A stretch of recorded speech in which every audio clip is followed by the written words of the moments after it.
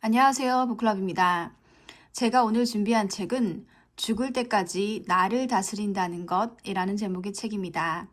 이 책은 기시미 이치로 님이 쓰신 책인데요. 이분은 미움받을 용기라는 책으로 유명하신 분입니다.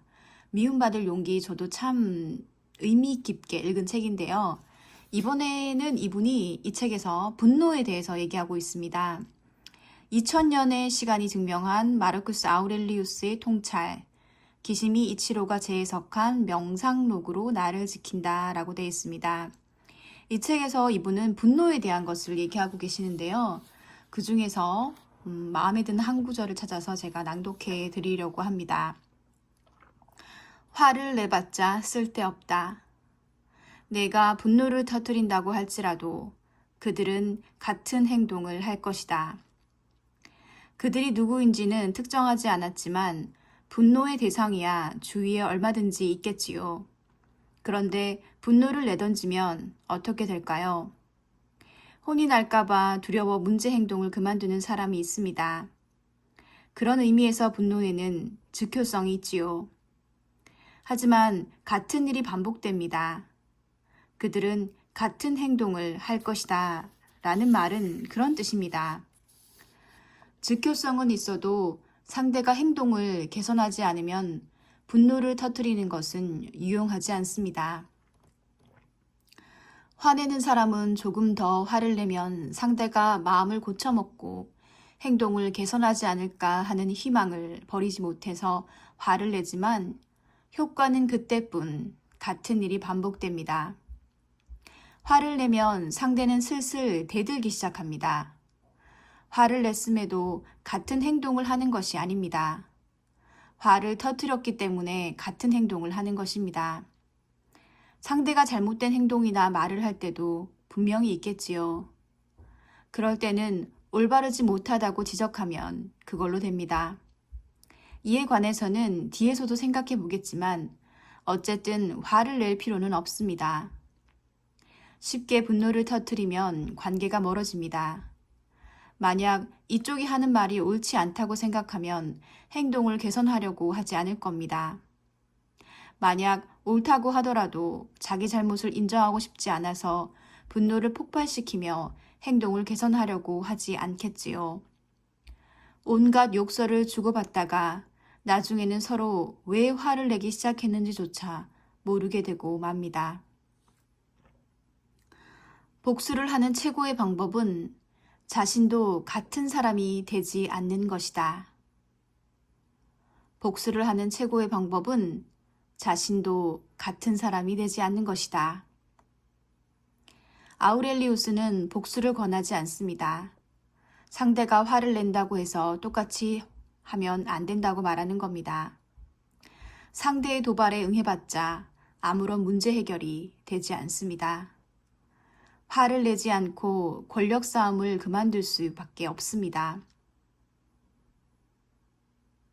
권력 싸움을 그만둔다는 말은 자신의 올바름을 고집하지 않는다는 말입니다.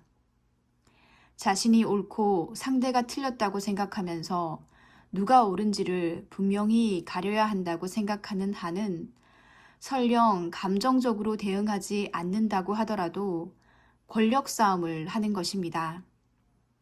상대와 똑같이 화를 내지 않으려면 어떻게 하면 좋을까요? 고고하게 살아간다. 끊임없이 파도가 밀려와 부딪히는 바위와 같아라. 바위는 엄숙히 서 있고 물거품은 그 주위에서 잠든다.